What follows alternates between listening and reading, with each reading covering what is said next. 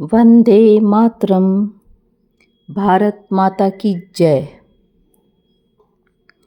आज पंडित पर बोलना चाहूँगी कि पंडित कौन है, किसे कहते हैं। पंडित एक उपाधि है जो किसी भी बुद्धिमान कहें, विद्वान, ज्ञानी व्यक्ति को कहा जाता है। और चूँकि यह शब्द हिंदी का है और हाँ कह सकते हैं सनातन धर्म से चलता आ रहा है या बहुत पहले से चलता आ रहा है, तो मान लिया गया कि जो हिंदू धर्म, संस्कृत शास्त्रों का ज्ञाता, दर्शन शास्त्र या संगीत वगैरह का ज्ञाता हो उसे पंडित कहते हैं। परंतु आधुनिक परिप्रेक्ष्य में अगर देखें तो ऐसा नहीं कि किसी भी विषय के ज्ञाता को पंडित कहा जाता है। वो चाहे राजनीति में कोई बहुत जानकार हो उसे भी बोलते हैं राजनीतिक पंडित है। खेल में, विज्ञान में या अन्य किसी भी क्षेत्र में जो अधिक ज्ञान रखने वाले होते हैं, जो उसमें उस क्षेत्र के ज्ञाता होते हैं, विशिष्ट रूप से ज्ञाता होते हैं या कहें विशेषज्ञ होते हैं, उन्हें पंडित कहा जाता है। तो फिर वही है कि आपके कॉलेज के, आपके यूनिवर्सिटी के शिक्षकों को पंडित कहेंगे क्योंकि वो उस विषय के ज्ञाता हैं। और भाई साहब, आप कहीं पढ़ रहे हैं, आप किसी भी क्षेत्र में कार्यरत हैं, आप में यह संभावना है कि आप पंडित हो सकते हैं।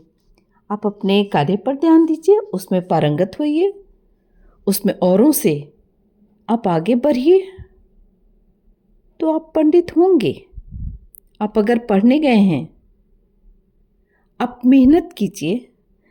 आप जिस किसी भी विषय में हैं, जिस किसी भी विषय को लेकर के पढ़ रहे हैं, अध्ययन कर रहे हैं, उस विषय में औरों की अपेक्षा उस विषय की गहराई तक जाइए, उस पर रिसर्च कीजिए, देखिए कि कितनी संभावनाएं हैं, तो आप भी पंडित हो जाएंगे।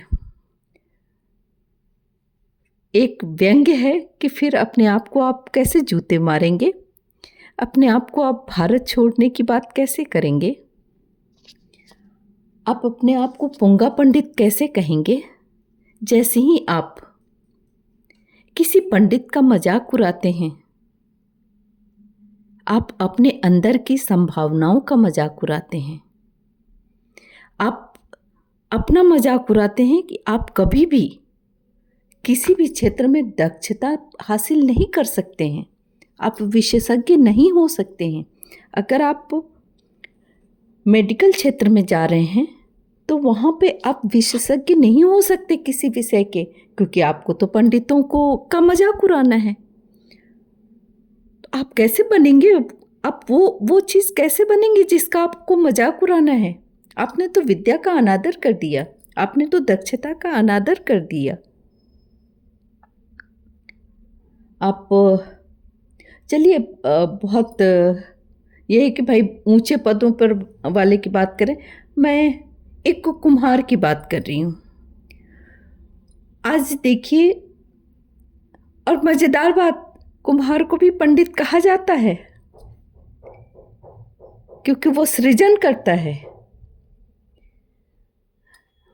पहले मिट्टी के बर्तनों में बहुत हम लोग अपने बचपन में देखे हैं, साधारण सा दीपक बनता था और कुछ घड़े आदि बनते थे। आज के डेट में देखिए, उन्होंने विशेषज्ञता हासिल की। आज मिट्टी के बर्तनों में क्या नहीं बनता है। तो जो कुंभकार अचंभित करने वाले बर्तनों को मिट्टी का बना रहे हैं, हॉट पॉट जैसा बर्तन बना रहे हैं, कुकर बना रहे हैं, भाई वो अपने क्षेत्र के विशेषज्ञ हैं, यानी वो पंडित हैं। अब क्या घूम घूम करके सबको जूते मारेंगे आप? कपड़े की दुनिया में देखिए, एक से एक आरामदेह के नाम पर कपड़े आ रहे हैं। कोई तो बुनकर होगा, किसी की तो बुद्धि वहां चल रही होगी। आप जाकर उसे भी जूते चार मारेंगे। कितनी कितनी जगहों पे आप घूमेंगे, किस किस को आप जूते मारेंगे भाई? अब चलिए, जूते मारने के लिए भी जूते भी बहुत आरामदेह दिख रहे हैं।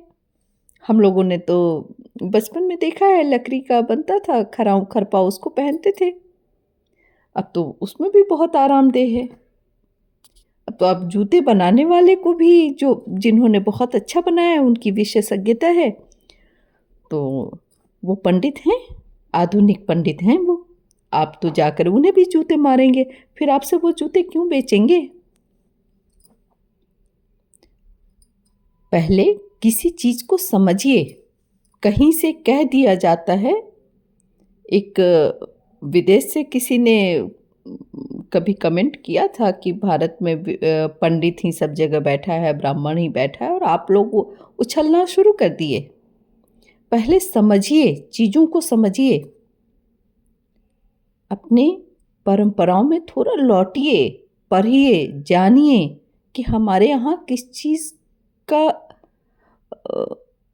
किस रूप में, किस चीज़ की मान्यता किस रूप में प्राप्त थी। मैं बोलने में थोड़ा सा इसलिए सीक्वेंस पे नहीं आ पाती हूँ क्योंकि मैं लिख करके नहीं बोलती हूँ, तो क्षमा करेंगे। इसलिए कई बार रिपीट भी हो जाता है या थोड़ा अटक भी जाती हूँ, क्योंकि आजकल ये चीज़ें सुन करके अच्छा नहीं लगता है। जो बच्चे पढ़ाई करने गए हैं वो बहुत गंदी राजनीति के शिकार हो रहे हैं, इसलिए बस मैं इन बातों पर बोलना शुरू की हूँ। बच्चों, मैं यही कहूँगी कि आप भी पंडित बनिए, आप विशेषज्ञता हासिल कीजिए, और बतलाऊं, अपने यहाँ के आप देखिए, भारतीय परंपरा में जा कर के आप देखिए, आप अगर संस्कृत में हैं तो मंत्रों पर आप रिसर्च कीजिए, अपने धर्म ग्रंथों को देखिए। आप देखिए कि हमारे रामायण में अगर कहा गया है कि रावण के पास कोई ऐसा पुष्पक विमान था जो केवल सोचने मात्र से भी वो स्थान तक पहुंचाता था, एक जगह से दूसरे जगह तक। क्या हम रिसर्च अपने यहाँ कर सकते हैं? आज भी वैसा तो नहीं लगता है कि आधुनिक समय में है। आप रिसर्च कीजिए, आप पंडित बनिए। आप पंडित को जूता मत मारिए, उसका अनादर मत कीजिए। ये जूते चार वाले पर मुझे क्रोध भी आता है और हंसी भी आती है। हाँ, पंडितों को सहिष्णु कहा गया है, तो मैं इसलिए सहिष्णु नहीं हूँ क्योंकि मैं पंडित नहीं हूँ, मुझे किसी क्षेत्र में दक्षता हासिल नहीं है।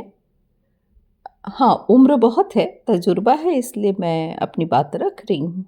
समाज के प्रति मेरे भी कुछ कर्तव्य हैं, मेरे विचार हैं, इसलिए मैं उसको रख रही हूँ। मैं आप सबसे निवेदन करूँगी कि आप भी पंडित बनिए। बहुत है अब भारतीय ये जो पुराने, अगर हिंदू कहूँगी तो फिर दिक्कत हो जाएगा, लेकिन प्राचीन धर्म ग्रंथों को उठाइए और वहाँ से रिसर्च कीजिए। आप आयुर्वेद के इसमें रिसर्च कीजिए ना कि हमारे यहाँ किस किस तरह के इलाज का तरीका था। आप उसको लेकर के आइए, आप भारत का विकास करेंगे। आज हमारा राष्ट्र विश्व गुरु बनने की बात कर रहा है, उसकी जिम्मेदारी आपके कंधों पर है।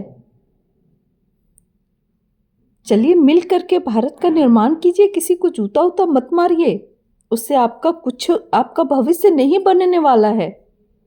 अगर भारत का पतन होगा, कल आपके बच्चे भी आपसे सवाल करेंगे कि जब आपको राष्ट्र निर्माण करना था तो आपसे जो आगे थे, जो आपको ज्ञान दे सकते थे, आपने तो बस उन्हें ही भगाया। ब्राह्मणों भारत छोड़ो, पंडितों भारत छोड़ो, और बनिया क्षत्रिय भारत छोड़ो। अरे भैया, फिर कैसे? कैसे राष्ट्र निर्माण होगा सबको अगर आप भगा देंगे तो? चलिए विचार कीजिए, अगर मेरी बातें विद्यार्थियों तक पहुंचती है तो। मुझे युवा पीढ़ी में संभावनाएं बहुत ज़्यादा लगती हैं और इसीलिए अगर थोड़ा भी भटकाव दिखता है तो कष्ट होता है। कल क्षत्रिय पर मेरा विचार रहेगा। आज के लिए वंदे मातरम। भारत माता की जय।